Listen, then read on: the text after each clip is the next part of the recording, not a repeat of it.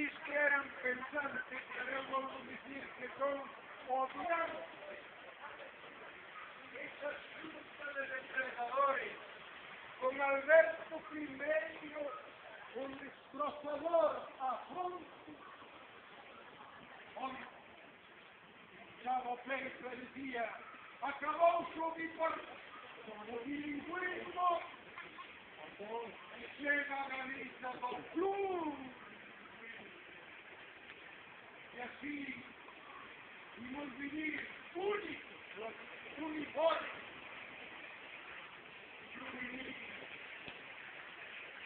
pero en nuestro corazón buscó a desangarnos. Hermano Quixo, que pidió-lhe ao Senhor das Espanhas um povo unido e forte.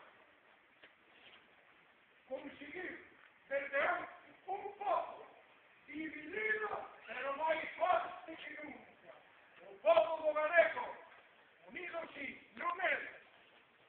Pero aí, hoxe, chamo de fermosura dolorosa na loita.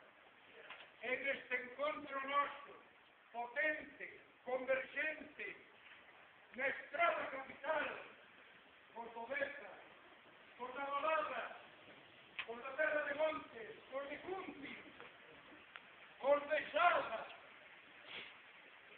para así proclamarnos todos, queremos galegos, e así collemos este son de afecto como arma que vai a presenciar palabras do meu idioma cando ao servizo da vida e na defensa da nosa causa estar na loita, na rúa e na batalla.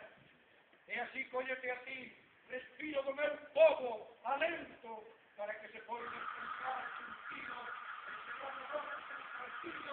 expresado con firmeza, cando cogemos fronte común a ese bilingües pintorescos e mentirosos. E así que nós queremos galego para que así se falte forte o sabor compartido de corazóns indo nós e conquistando os horizontes tan soñados que nos agardan para que nos cheguen de vez os nosos días.